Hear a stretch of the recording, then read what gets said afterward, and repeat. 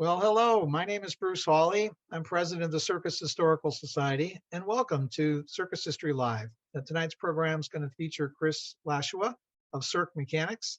And here's your host, CHS Vice President Chris Berry. Chris? Thank you, Bruce. The circus lives in a lot of places. You can travel any place on earth and you're going to see remarkable people doing remarkable things. They may not call it a circus, but that's exactly what it is. And tonight's installment of Circus History Live is going to be a little bit different because we're going to be talking to someone who's creating circus history today. Chris Lashua started as a performer, but not as a circus performer. But he was discovered by Ringling's talent scout, Tim Holst. He then became a performer who took his unique skill to the highest level and became a circus owner. So tonight we're going to be discussing all those things with Chris Lashua, who is the owner of Circus Mechanics. And Chris, thanks for joining us. I know you're also a member of the Circus Historical Society, and we appreciate that too. I'm really excited to be here. Thanks for having me. I want to start really by talking about a little bit of circus history here and the impact that bicycles have had on the circus over the years. It's really kind of interesting when you take a look at whenever something new comes in, a new trend, the circus has always embraced it. And at the end of the 19th century, start of the 20th century, bicycling was a huge craze in the United States. And it was really something, as you can see from this Ringling poster from the Ringling Museum in Sarasota. There were 5 troops that the Ringling Circus had. You had people like Diavolo, who was a guy by the name of Hugo Ancelotti, who was also one of the great, really one of the great bicycle acts of that time. It was something that really people could do. Anybody could do it. A kid could ride a bicycle. But when you see someone doing unusual things out there, it becomes quite astonishing. And Chris Lashua, tell us a little bit about how you got started as a performer doing something that pretty much any kid can do. Yeah, well, I mean, the bicycle, I mean, that's absolutely for me, that was my entree, my kind of pathway to circus. I started when I was 12 or 13, messing around on what we know as a BMX bike now, which was bicycle motocross, which in the beginning was a lot of like riding dirt tracks, imitating the kind of motorcycle motocross kind of moves. And then I saw a performance by some guys out of California, a guy named Bob Haro and Bob Morales, and they were doing what's called freestyle BMX, which is kind of the ramps and the tricks and the freestyle performance moves. And I was hooked, and I started to train every day. I mean, that's what I did from morning, noon, and night. As if it was light outside and it wasn't raining, I was out. Sometimes even in the rain. And that's how I kind of started to learn these movements. And this was kind of the beginning of a wave of what became known as freestyle BMX. This is in the mid 80s. And I got some sponsors and joined a BMX, like a presentation team, kind of like a demo team. And we did shows at shopping malls and bike shops and anywhere people would gather. And that was through high school and into college. And it was actually, I was I don't know, probably just finishing up at Boston University, and I got a call from a friend of mine who I worked with in the BMX days, and he had told me that he had this guy from Ringling that wanted to meet me and see if I wanted to go to China to represent Ringling at the Wu Chao Festival, and that was Tim Holst, who you mentioned earlier. And there were guys, because as you mentioned, bicycles, when this BMX craze started to kind of peak, Ringling was right there and had BMX. They had a guy that I know from New England. His name was Brett Marshall. He was on Ringling for quite a while doing the BMX stuff. And there was another guy, Mercury Morgan, who used to jump elephants and all that kind of stuff. This is mid 80s ish. Yeah. So there was BMX already in, and Tim was looking to do something at this festival that they hadn't seen before, and it was China, so they thought bicycles would be a good thing because of the kind of how important the bicycle is in Chinese culture and even in kind of Chinese circus. And so I went to this festival, and I'd never, I'd seen Ringling as a kid and was blown away by just the scale and the spectacle of the being in the arena. This is the Boston Garden, my earliest memory, and the lights would go off, and then the lights would come back up, and everything would be pink or fuchsia, and then the lights would go off, and they'd come back and the whole thing would be changed. And so there was this all along, when we were doing even the BMX shows, the idea of creating something that's more than just like what the tricks are, bringing in elements of showmanship. And so that was a part of it. And so when I got the opportunity to go with Tim, I thought, well, this is cool. I get to go to China, which I'd never been out of the country. And my world just kind of this kind of whole world of performance and what circus could be. I mean, there was every kind of circus there. I met one of the founders of Cirque du Soleil there. And I was, between Tim and this guy Gilles, I mean, I was introduced to all these people that had been doing circus their whole lives, and it was a really extraordinary experience. Let's take a look at a little bit of footage of you back in the day. This is a competition that you did in 1988. So it was a few years, but I think that the folks will enjoy seeing what it was like when you were performing back in those days. So 1 second. 5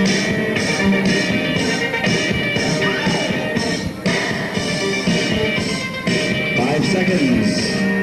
3, 2, 1. One of the fighters in the country, Chris Lashua, Mongooses' very own pro. Nice run, Chris. A few years. That's a little bit more than I could ever do on my Schwinn. Yeah, that's going back a few years. That's what's called flatland. So that was the groundwork that we did, which is only, a part of what the whole bicycle thing is. Of course, a lot of people in the bigger shows, it became kind of important that, the bigger spectacles. And you showed some pictures in some of those posters. We've got the kind of the loop or these big, jumping distances and so people are familiar with the kind of the ramp portion of BMX, but flatland was a little bit more my specialty, which is the stuff that's on the ground. Yeah, this is I'm going to show just real quickly here. This is Ugo Ancelotti. He was on the Barnum and Bailey Circus about 1903, right about the time that they came back from Europe. But as you can see, that was quite a piece of rigging that they had to put in there too. There's a big ramp you can see maybe on the left that he would ride down also before he made the loop. So you're a circus owner now. You have to come up with this kind of gear and then set it up in theaters and in your own big top. That must be a bit of a challenge in itself, kind of figuring out how you're going to do it, right? Yeah, well, so when I mean, from the bicycle, I went off and created a German wheel act that I did in Cirque du Soleil's Quidam for several years. And while I was doing that, I was building these kind of apparatus that many of them were bicycles, take bicycles apart, and I created a portable turntable that was driven by unicycles out of bicycles you pull out of a dumpster, and so these contraptions became part of our kind of, I don't know, a little stable of devices that we had. And I had an opportunity with some friends to build a show for the San Francisco it was the 30th anniversary of the Pickle Family Circus. And they, in partnership with the Circus Center of San Francisco, they did a show every year. It's kind of a showcase for their students, and then they would have a professional troupe come in. And so we were invited to build this show for them. So we utilized these devices that I had kind of built with friends, and we got to build a show around that. And that show became our first theater show called Birdhouse Factory, and that was in 2004. And so at this point, you are now becoming a producer anyway, if not an owner of a show, right? Yeah. So I was performing, I was still doing the wheel act, and that wheel, I built a set of rollers that wheel would sit on. So the German wheel, for most people know what that is now, but it's it's like a German gymnastic discipline. And it's essentially it looks like what people think of as a hamster wheel, but you can perform gymnastics and roll and drop down like a coin. And that's a picture of me with the costume on from Cirque du Soleil's Quidam. And so that apparatus, I built a set of rollers that the wheel could sit on, and we connected a winch to that apparatus, so I could roll in the wheel and lift and lower an aerialist by the rotation. So that connectedness and the idea of showing off how the work of circus is done, in this case, the winch, this big wheel and somebody rolling inside a wheel, doing cartwheels inside a wheel, lifting the aerialist on the other side of the cable. That idea of cause and effect and the connected rigging, and making it part of the show was something that we really wanted to kind of highlight. And so we started to build more and more devices like that. And so yeah, I was still performing in the show and figuring out how to produce a show, which of course was no small feat at the time.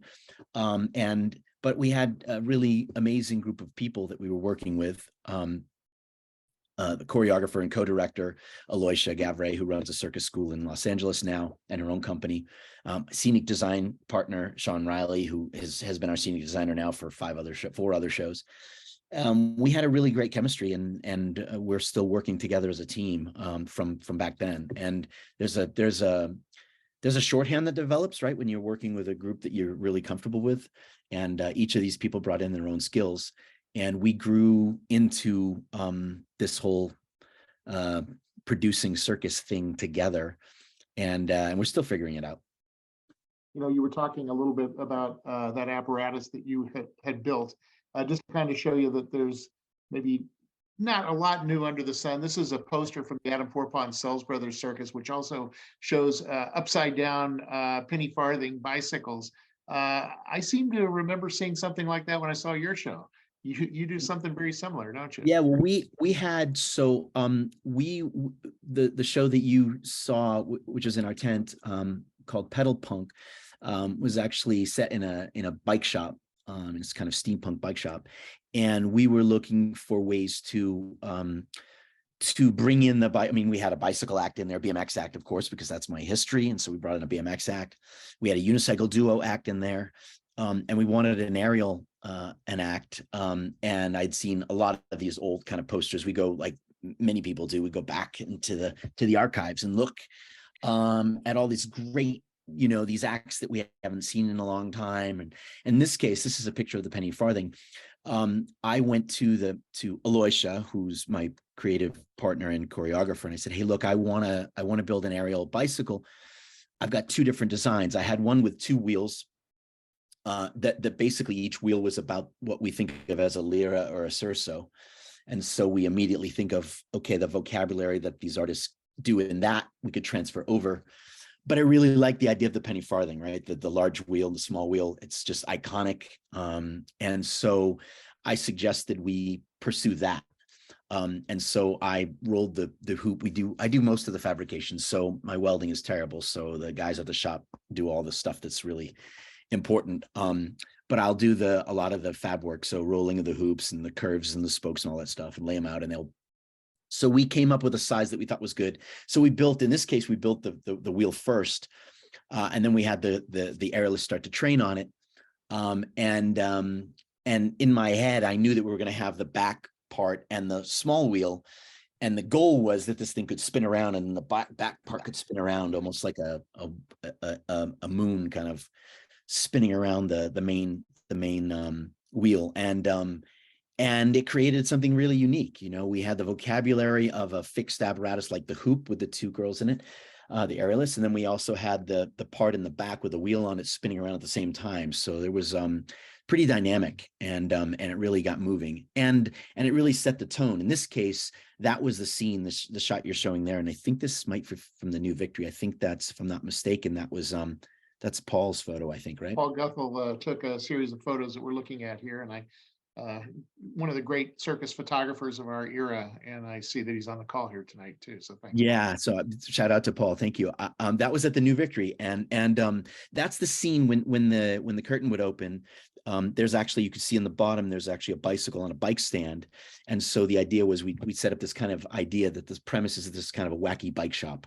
And so we have bicycles all over the space, right? And so what better way to kind of to bring that in than to have this aerial apparatus with which is so iconic. And as you see in all those posters that you showed, I mean, it's a cool image, and it's got a vintage vibe to it as well, right? So that helps. I mean, we like this kind of, there's a little bit of nostalgia in the shows that we do, in large part because the machines we build are man-powered. You know what I mean? We're interested in showing off the relationship between the acrobat and the device in a way that we show this connection, whether it's something being pedaled or lifted or rolled or spin or twisted. And rather than having that be hidden or have it be like, Peter Pan flying out and everybody wondering, how that happens. And so a lot of these devices, because they're man-powered, they're right at home in these kind of in a setting like in a bike shop, or in the case of our first show, in a factory that was set in the 1930s, or in the second show we did, Boomtown, which was a gold mining kind of town. And so many of the shows have had kind of a retro feel to them. You and I have talked about this, and I think that probably everyone who's on this call has their own feeling about what is a circus. And that's why I said at the beginning, circus exists in a lot of different places. They may not call it a circus, but when you look at the history of the circus in the United States in particular, it definitely evolved, from riding arenas to buildings to tents to buildings to tents. I mean, it's always evolving. You've grabbed the name Cirque Mechanics for a lot of reasons, but it's a circus. I mean, for someone who goes and sees it, at least that's my impression. It doesn't have to have elephants and wild animals and, a train. Well, in our case, I agree with you. It's people have their own ideas though when we say circus, and people have their own ideas when you use the word Cirque. And these things sometimes are loaded. When we first started doing our theater show, when we had this opportunity to work with the Pickle Family Circus and do this show, and we created that show, there's this language, the language thing. People think, the whether they call it contemporary circus or modern circus, the idea that the Cirque word, the French word for circus, would somehow mean theatrical or new. And when we were creating the show, what we kept hearing was people were like, especially because we were going to be going into theaters, they wanted to find some way to quickly let people understand what kind of circus it was. I think that's less important maybe now, but at the time it was the producers thought that was really important. Which is a little bit of a challenge, right? Because we're just trying to do what we think is interesting and fun, and we're bringing in all elements that we can from circus. I have, my background is with bicycles and simple machines, not with animals. I have no history, and I'm first generation circus, so I don't have any of the family history with animal performance. So we went in the direction that we know, right, which is more into what we can do with our bodies. But paying reference when we can to circus, because for us, that's the heart of what we're trying to do and set out to do. And so whenever we can, we look to circus as for reference, for inspiration. And our fourth theatrical show was called 42 Feet. And that was a show that we did in 2018, 17, 18, 19. And the circus ring, right? Of course, being the diameter of the circus ring, right? So it was the 250th anniversary of Philip Astley's circus ring. And so we did a show which had, yes, the mechanical contraptions, but in this case, we had a mechanical horse. So it was built on a tricycle frame, but it was articulating horse, so we could have a juggler on horseback, which is straight, of course, the references are the circus posters of yesteryear. There were many equestrian acts, and some of them with juggling on horseback. So we were able to do this act where we'd have this horse rotating around the ring with a juggler on the back. And we had a trapeze act, and we had, we brought in as much of the spectacle that we could from days gone by, and from the beautiful costumes from yesteryear, big capes, and we even had clogs. And the idea was, the artist would come out and walk into the ring and take the clogs off. Of course, that's silly, right? We're in a theater. There's no reason to wear clogs. Not like when you're walking through the back lot or through sawdust or dirt or whatever else, that you'd have to protect your costume and wear clogs. But so there's things like that people that know circus, they could see that as a detail. And to us, that's kind of a nice, it's a little bit like an Easter egg in the sense that for people who know circus, they see it right away and they get it right away. People from the theater world or that don't know circus have no idea why somebody would walk out in wooden clogs and leave them at the bottom and climb the rope. So, circus is something that we're really it, it, it's such a big part of what we want to do, what we tried to do, but we've been doing it in as you said, in theaters predominantly, because that was our entrance into this, and partially because also the circus world itself is being able having your own tent or your own show. It's one thing to build a theater piece or a show itself and put it on a stage or put it in a circus ring, but then when you have to build the ring and transport the ring and put the tent overhead and everything else, it's a whole nother world. And so we're tiptoeing into that slowly, because there's so much that we know that we don't know.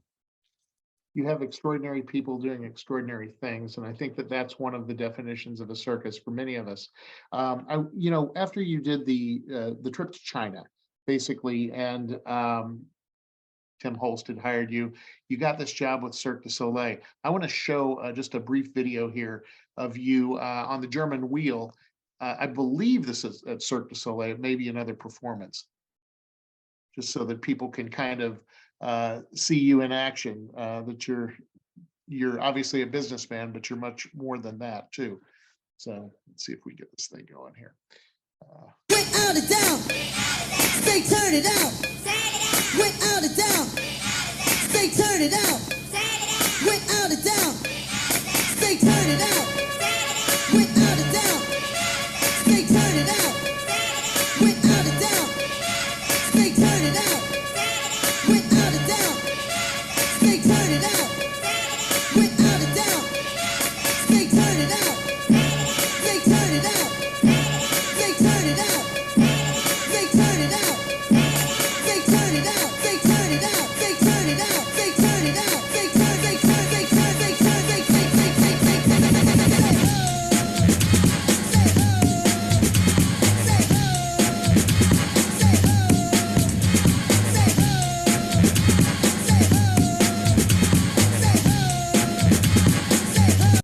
Kind of made me nauseous. Yeah. Yeah, that was after Cirque du Soleil. That's the act that I did. Yeah, in the German wheel. That's probably right after Cirque. That's probably somewhere, still 25 years or so ago. So when did you decide, hey, this is a younger man's job. I love the business. I'm going to go into this business. Well, I mean, it happened gradually. I mean, and out of necessity, I was performing and I left Cirque looking for an opportunity to do more than just my act. And we had that opportunity, right, pretty much 2 years after I left, and I was doing, when I left, it was really just a really popular time for these corporate clients to hire circus acts for corporate events, private events. So I was able to be really big for a few years, just kind of flying all over the place, doing my act and building apparatus and continuing to do research with Alicia and build this content. And we had these short little vignettes, short little pieces of performance, and we started to have opportunities to put them together. And then once we got that opportunity the first time to build the whole show, then we had this show, and much like most people, it's like we didn't know. We just, all we ever saw of the performance itself, the circus itself, was the performance, right? What happens in the ring or what happens on stage. And so we had no idea what to do with this. So once we had this show, and we had a DVD of the show, at the time, that's all we had, it was that. And so we were trying to figure out how to take that and replicate it and get people who would actually hire us to perform that again and again and again.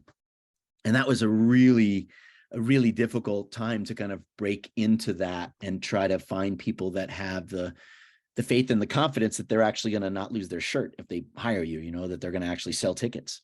And to be honest, it's one of the reasons that we've stayed, and we did so much work in theaters for so long, because we would have these guarantees from a theater that they would offer you to bring you in, and they'd give you a set fee, and you knew that if you had 2 or 3 venues in a week, you could pay your bills. It's interesting. I said at the beginning, we're talking sort of about circus history as it's unfolding right before our eyes. And I was thinking before we started today, how wonderful it would have been if we had a chance to talk to the Ringling Brothers right after they started in the business, when they were still moving into tents from storefronts, or when Adam Forepaugh, decided that he wanted to take over a circus because he couldn't get the money for the horses that he had sold. So we really, see this as an opportunity to see a different style of circus at its very early stages. And we're recording this obviously for the future too. So I appreciate that. You're listening to Circus History Live. This is a monthly production that we put on from the Circus Historical Society. If you're not a member already, I would urge you to go to our website, circushistory.org, find out more about the organization, our quarterly magazine, Bandwagon, the journal, and of course, all the other benefits associated. And today we have Chris Lashua, who is a performer, who is a innovator, and who is a producer and owner of a circus. And you were in the theaters, and then you decided to go down to Mexico and buy a tent. Yeah, I mean, yeah. Yeah, well, so COVID happened, right? I mean,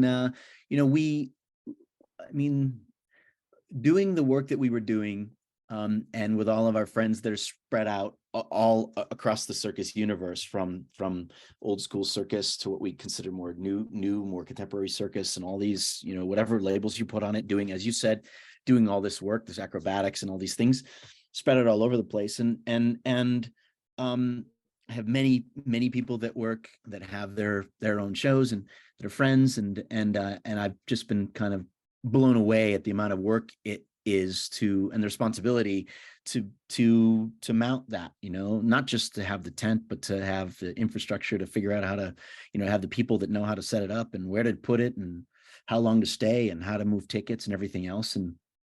And so that's a pretty daunting kind of undertaking. And as I said, we were on these kind of guarantees, and we had agents that would book our tours in the theaters, and still do. It's still part of a big part of what we do. But then COVID happened, and many of the companies that were out there doing circus were able to play, either with the sidewalls down, or maybe even like Giovanni Zoppe did with no vinyl at all, and drive-in format with the tent, with the masts and all the rigging.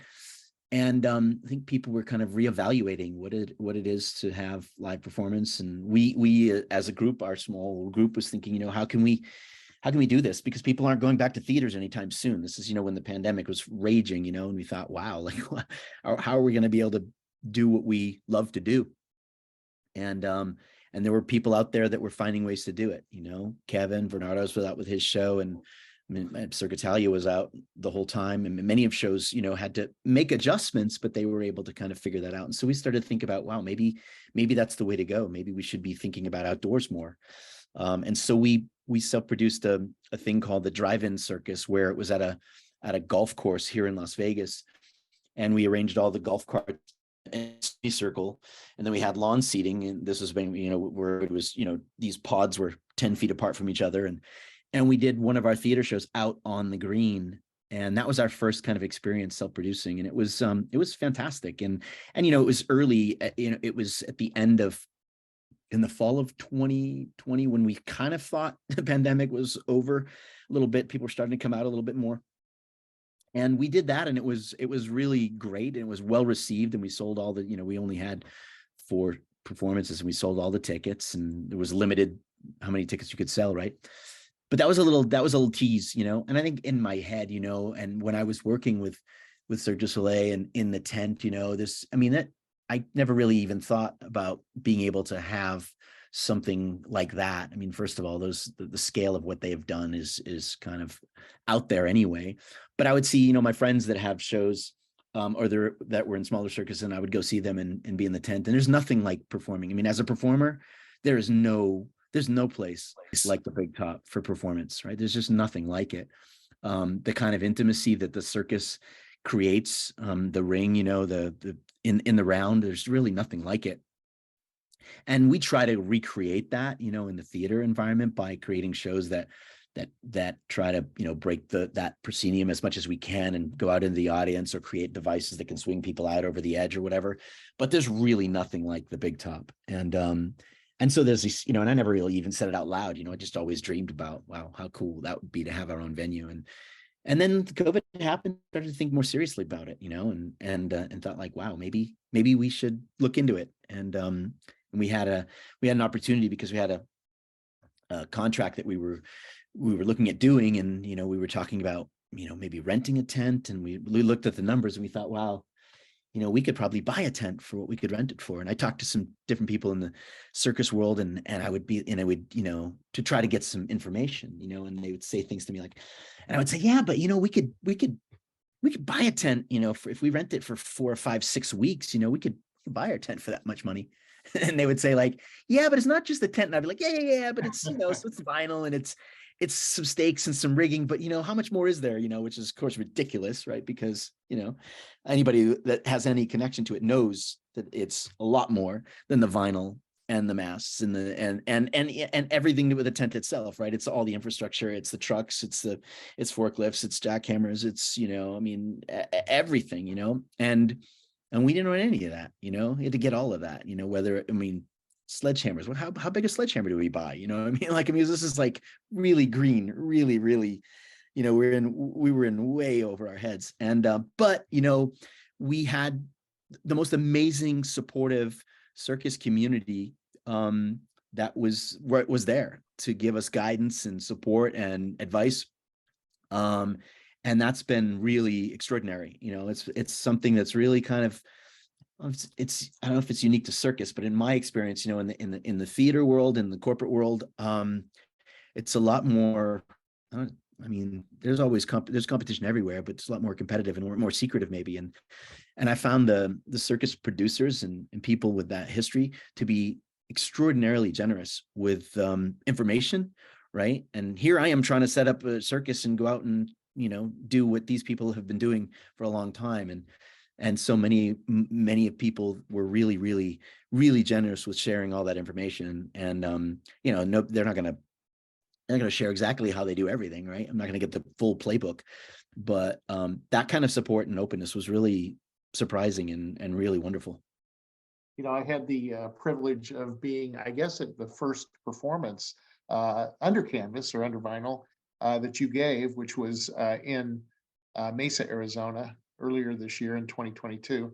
And this is a video that you guys put together, which I'd like to show now, which shows the tent and what looks like a pretty hot day, as I recall it was. It sure was.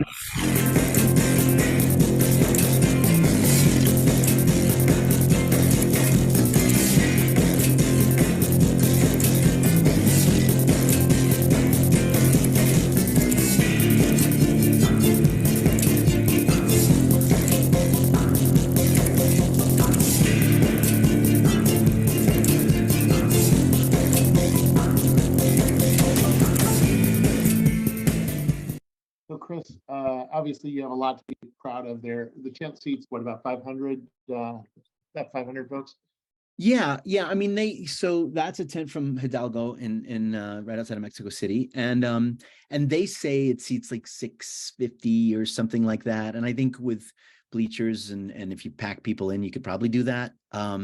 We're trying to find that balance, right, between making sure that we give people good sight lines and don't too far around the back. In this case, because our tent's a 2-mast tent, it's 28 meter diameter. For people that don't know, that's roughly 100 feet across the base, a little bit less than that, and a pretty large stage. Our device is, you showed in that video, that big truss structure, that was actually from the show we mentioned, the Pedal Punk show, which was all the bicycles, and you saw the bicycles in there.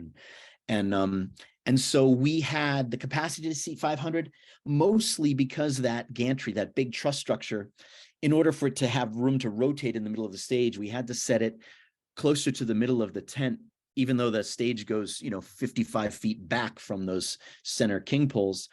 But to rotate, we actually had to have it a little bit further down the stage than we would have liked, which meant that for the people sitting around the back sides of the stage, there was some compromised kind of sight lines, right, to make sure that people could see. And so we had seating for 5, but it was, I think optimally, we brought it down to about 450. But I got to tell you, selling 450 seats is not simple. So we didn't have to worry about capacity or stuffing people in there. I hope to have that challenge as we continue to do this more and more. But yeah, we could put around 500, but we probably sat, I think we had the chairs up for about 425. I want to talk a little bit about that challenge of putting people into the seats also, but just for those who haven't seen the show, this is the gantry you're talking about. That fellow in the left there with the striped shirt on, tell us what he's doing standing on that wheel there. So this device, again, so he's actually walking on the wheel, which creates rotation, right? So this thing is called the gantry bike, and it actually has pedal units behind each of those large wheels as well. So you can actually, 2 people can pedal this down the street. It was designed for some friends that ran a festival, an outdoor street festival in Toronto in 2012. And so it was built as a way for people that were running this festival that said, hey, we like what you're doing in the theaters. Can you build something that we can use for the festival outside? And so we built this device with this, basically this rolling truss structure, which allows us to do aerial anywhere, really. And in this case, we had this truss structure that could be pedaled down the street, or you could walk, as you referenced. That's Blake with the blue and white shirt on. He's the BMX artist in the show. So if you put 2 people, 1 person on each of those wheels, you can drive this thing. You can wheel walk it down the street as well, amazing. Or on stage, and you can rotate. To watch. It's a really cool device, and that the truss structure itself rolling and moving was kind of cool, but we were looking for ways to try to really make it do more than that. And so on that, next to the guy with the blue and white shirt, you'll see that red kind of contraption. It's kind of hidden a little bit, but there's a device that's over his left shoulder.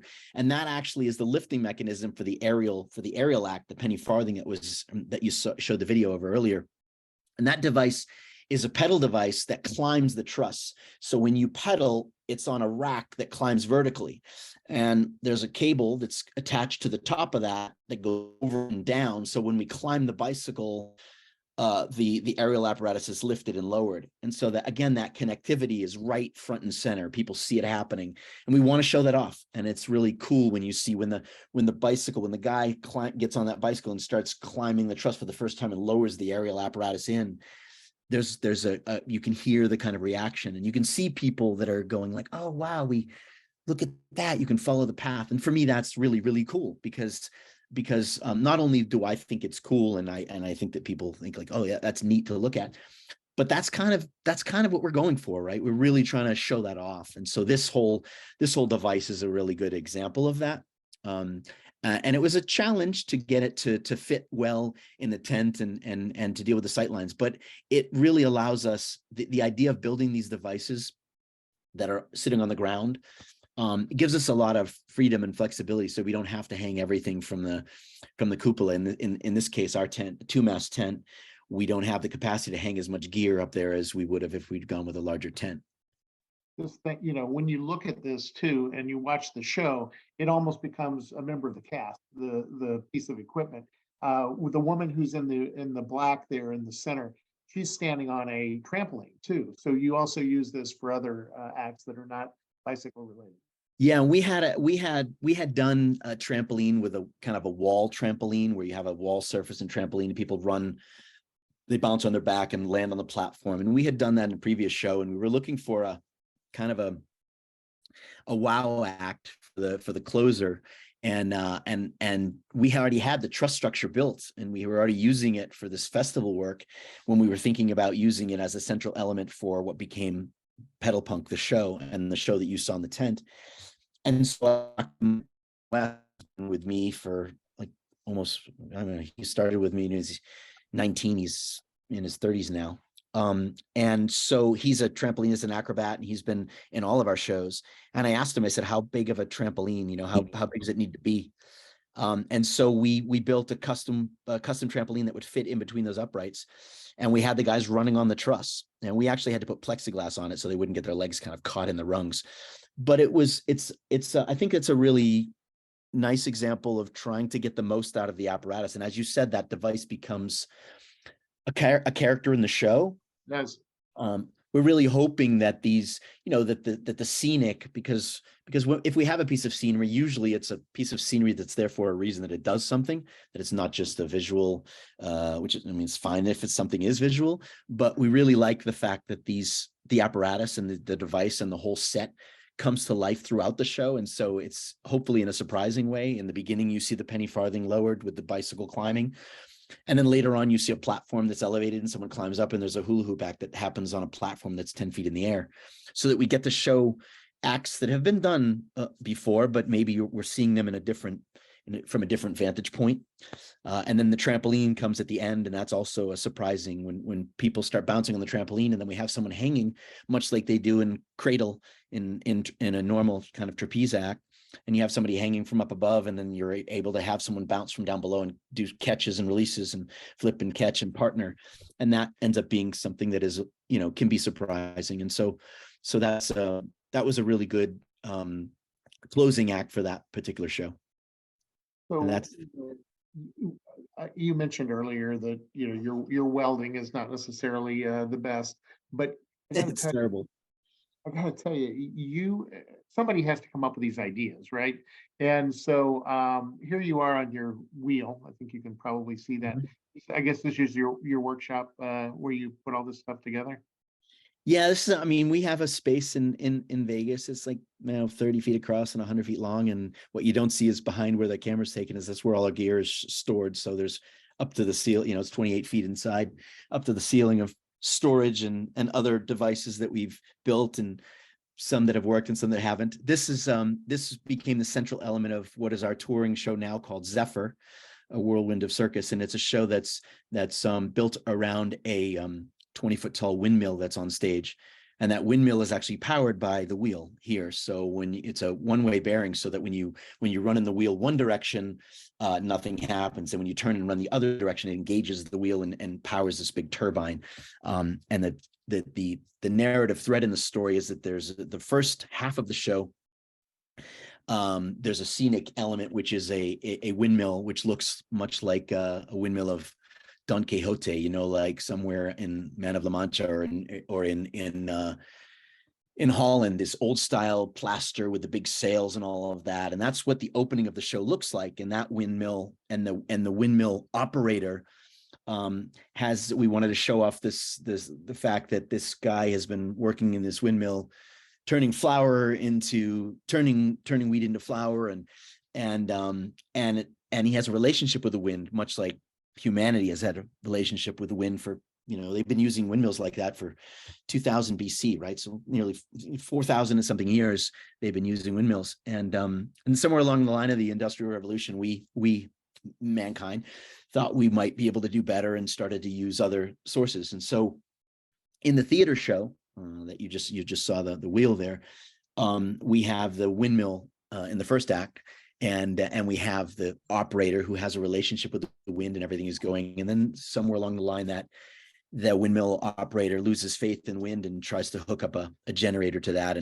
And there's some things that happen, and in the end, that doesn't work out. And we're not trying to be overtly political or heavy-handed here. We're just trying to say that, hey, we maybe can think and be more open-minded about what our solutions are for how we do things. And so in this case, when we spin the old style windmill around, now we have a 3-blade turbine propeller on it.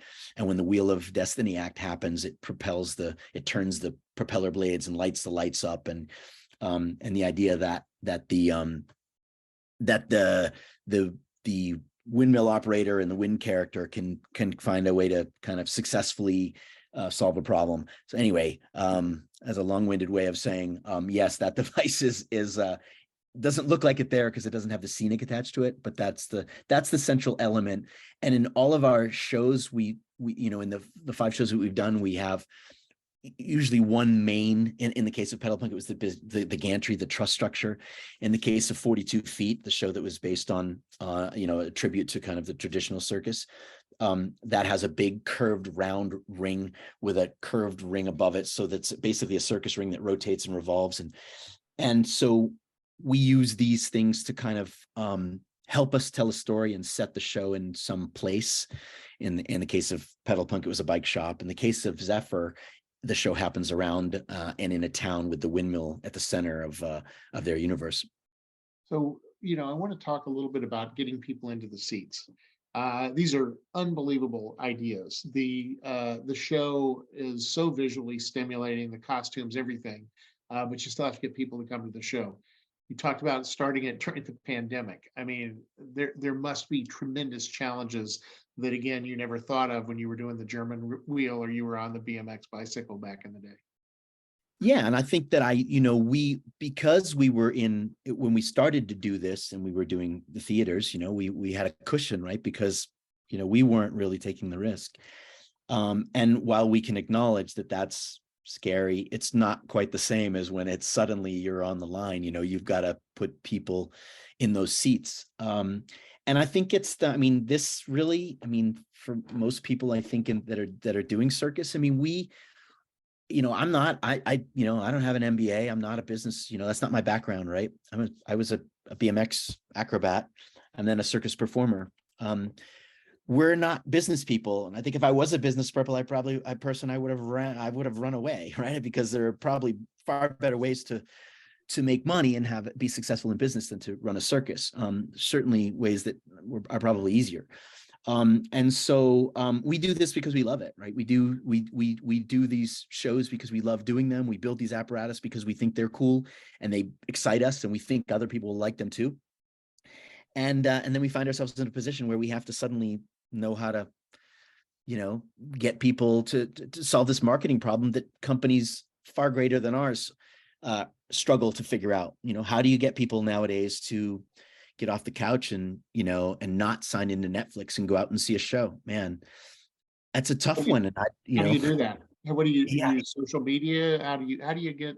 Yeah, and all I can say is we're just very, very new in trying to figure that out. We predominantly social media. I think that's the answer that most people have, and from our friends that are doing it successfully.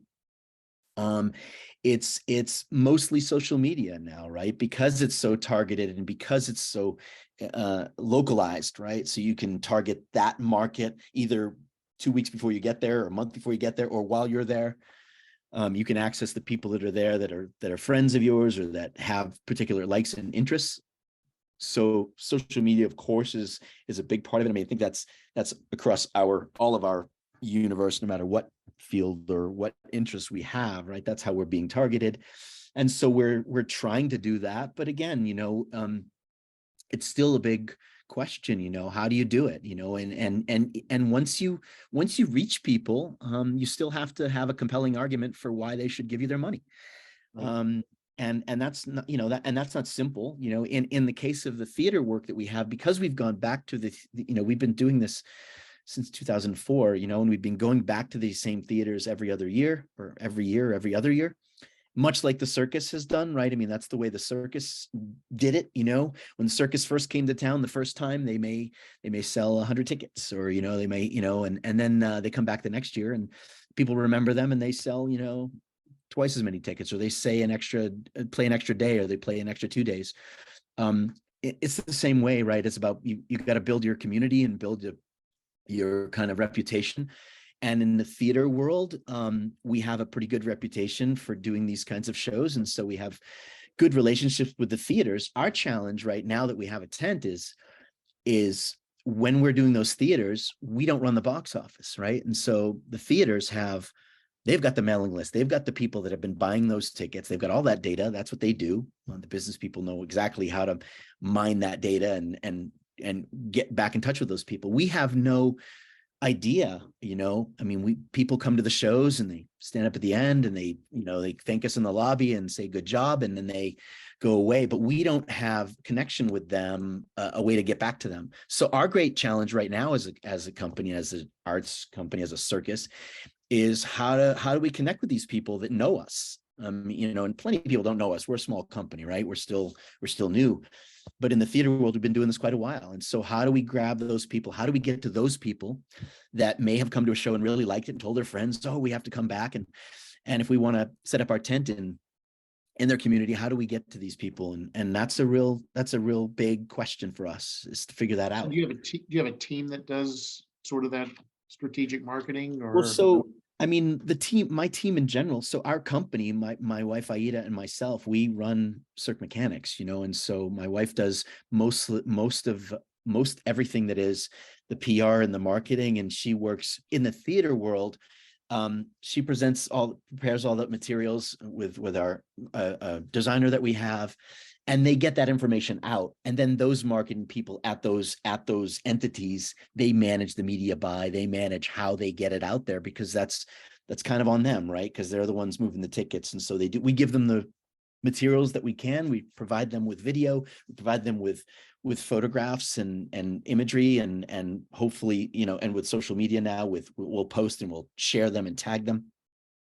But our team is small. It's Aida and myself predominantly, and then we have, and that's the company, and then we have our team of creators and partners, and that's everyone. I mentioned Aloysia and Riley, and our writer and dramaturge, my friend Steve Regatz, who's been with me since the beginning as well. And so when we set off on creating a new show, we'll send out messages to the team and say, hey, we're going to do a new project, and we're going to set it in around this big, huge windmill structure or whatever that is. And then we get everybody together. But the creative side, I mean, that's the part that we all love. And that's what drew us all to this in the first place, right? Was the performance side of it. And the business side of it is harder. I mean, for us, because we're not business people, because we're people that like to juggle or bend or flip or fly, or make people smile and make people laugh. I think that's a great challenge for any organization, right? Is to find those people that love business and love figuring out how to sell tickets and how to market to people, getting those people on your team.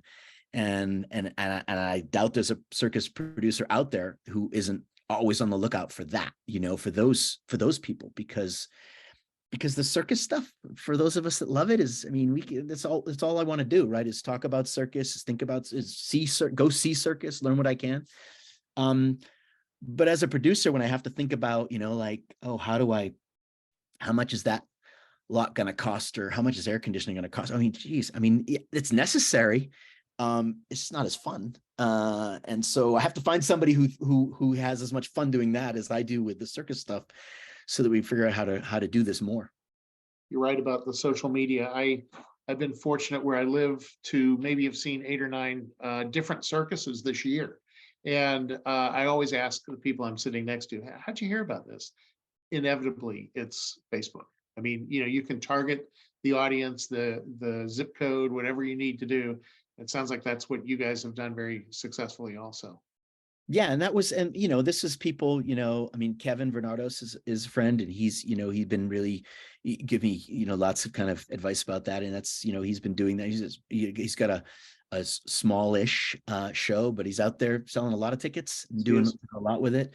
Giovanni's been doing this for a long time. I mean, it's no secret that social media is popular, but it's still not a given, right? You still got to figure that out. That's a whole nother big question. Where do you target and who do you target, and what's the content you're showing them, right? Because there's a lot of stuff out there. Our feeds, our phones are inundated. If you scroll through, what's the image that's going to get you to stop and read, or what's the video clip that's going to make you say, whoa, I haven't seen that before. I mean, it's always been a challenge to create the content, but now we have to be mindful also of not just building it. It's that whole, if you build it, they will come, which is what we all thought, when we built our first circus show. We thought, we're going to build a circus show. And I have young people that send me messages. I'm getting messages every week from people that are, hey, we just finished circus school. We like the work that you're doing, and we'd love to do this. And, and they'll ask the kinds of questions that are about the performance stuff, which is great. You need to be able to create good shows before you worry about how to sell those shows. The content is king, right? You need to create stuff that people want to watch, that's really great, that people love. But boy, there's a whole nother world there that most of us that came into this just, didn't come into this for. I was wondering where you got your talent, because they work very well cohesively. They all work together during the entire show. Las Vegas is a great place to find talent, but where do they come from? Yeah, well, I mean, increasingly, because, we've been doing this work. So we all know, right? I mean, this and your audience, Historical Society, I mean, when I say the word Cirque du Soleil, I sometimes that can be a dirty word. Because they came in and just kind of upended circus in a lot of ways, and some ways for the better and some ways not for the better. But what that did is it elevated what people thought circus, could do, or change what circus could do. In many ways, they didn't do anything in terms of like elevating people's understanding of what's possible acrobatically or from a thrill perspective. That's been done. We've had just examples of shows that have done these kinds of things, but it really kind of came up and reached a different audience maybe, and expanded into a different area maybe, and brought in people from different worlds, and that I think is a good thing. And for us, we were doing our shows in theaters, and so there's plenty of people that had seen Cirque du Soleil, that maybe hadn't seen circus. They may have not gone to a circus, and they saw this other kind of circus, and it opened their eyes. And some of those people, it opened their eyes, and they become real circus fans, including all kinds of circus, and all varieties of circus. And other people, they prefer their one kind of circus. But as we started doing it more and more, we also got some credit for not just being a knockoff. Cirque du Soleil was a big brand and a big name, and it's known for people speaking gibberish and wearing bodysuits and full face makeup. And of course, I did that, and I had to do that. And it was part of my thing. But when we created our first show, we distinctly said, no, we're going to go do this thing. And we set our show in a 1930s factory based on the look and feel of Diego Rivera's murals that he was commissioned to do for the Ford Motor Company in 1932, that are still there at the Detroit Industry of Art in Detroit. Those murals are like the working man, with like coveralls and dirty shirts and mustard and ochre colors, and the scenic the lighting palette was lifted from those murals. And so we really really went out of our way to make sure that we weren't going to do this freaky deaky gibberish fantasy kind of stuff, because look, Cirque du Soleil did an amazing job with that. That's their thing, and they did it really well. And that's great. And it opened up a whole nother part of what circus could be. But we were looking to do something that was maybe to bring in elements of theater in a different way, maybe to be in a less traditional circus setting, like on a stage, but to not do that, and so we got a lot of kind of credit for not being another Cirque knockoff. Yes, we have Cirque in the name, and that's strictly a business, honestly. It's a kind of a marketing business decision that was made a long time ago. And we have mechanics in the name, and that kind of the mix of those two worlds. And so we got a lot of credit for that, and a lot of artists that came to us and said, hey, we like the work that you're doing, and we want to be involved. And to this day, I think that's one of the reasons that we get a lot of attention, a lot of action coming to us. Artists that said, hey, we saw you, or, we've seen what you did, or we like this work that you're doing. And if you're ever looking for this kind of act, we'd like to be involved. And of course, that's true of every industry, right? I mean, people are, finding each other in ways they never did before. YouTube, of course, didn't exist when I was building, when I was doing BMX. And when Tim found me, it was because he knew a guy who knew a guy who knew a guy who knew me. And that's changed a lot. So artists find us. And we find them, we're on the lookout. Aida, we talked about this earlier. I mean, part of her thing is social media for our company, but it's also on the lookout. We'll look for people, we look for artists. In the case of the new show, Zephyr, we have this, we wanted to find a way to power this windmill, and we created this small version of a Wheel of Destiny.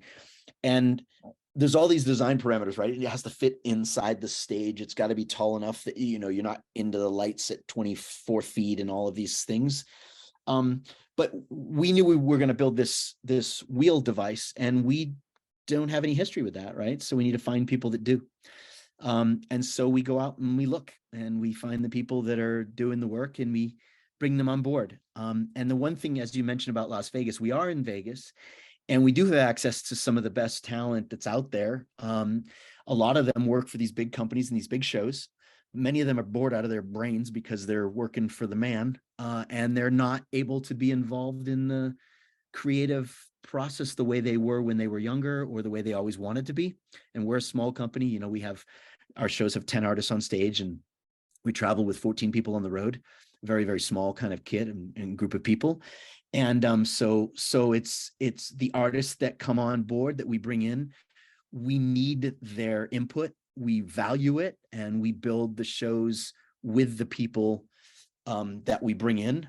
And that really attracts people that are interested, because so many people that work for the big companies, they thought they would have a different experience, or maybe they had a great experience, but then they got, you know, they're just churning it out after again and again and again. And look, there's nothing wrong with having a contract that lasts you 10 years and you can, you know, feed your family and do all of that stuff. But artistically, sometimes, you know, people are looking for something different, and we've been able to provide a fair amount of work for people in a way that is hopefully creative and new, and isn't just a rehashing or a copying or a knocking off of somebody else's thing. And so people come to us, and we're able to get great people. And as you mentioned, you know, the artists, they all have to do a lot, much like in circus. I mean, you know, very few people in circus only ever did one act, you know. I mean, I'm not talking about the people, you know, like, right, if, you know, the big names, of course, had one act, you know, but many people do many things. And it's really important in our shows that they do as well. I appreciate you joining us again. We are coming up on an hour, which goes very fast whenever I'm talking to you. But I want to show just a brief kind of telescoped version of what you would see if you went to see Cirque Mechanics. So here we go.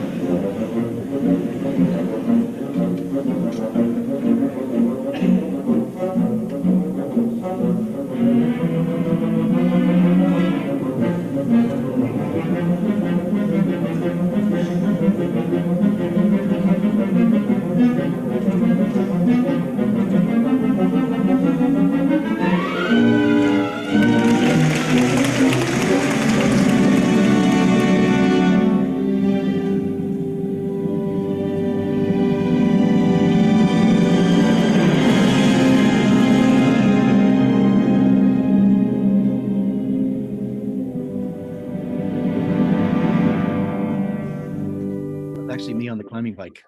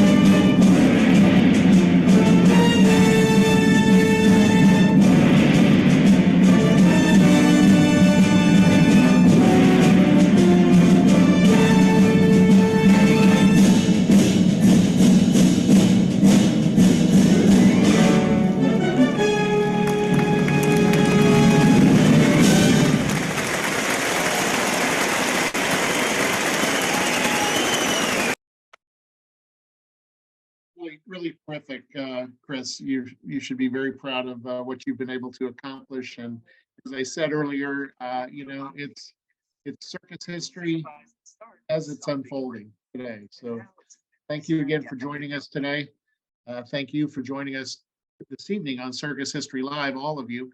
Again, we are presented each month. It's the Circus Historical Society. For more information, go to our website, circushistory.org. You'll learn all about us and what we do. Chris Lashua, wishing you continued success, proving once again that the circus lives in a lot of places. Thank you very much. Thanks, Chris. Honor to be here. Thanks, everybody.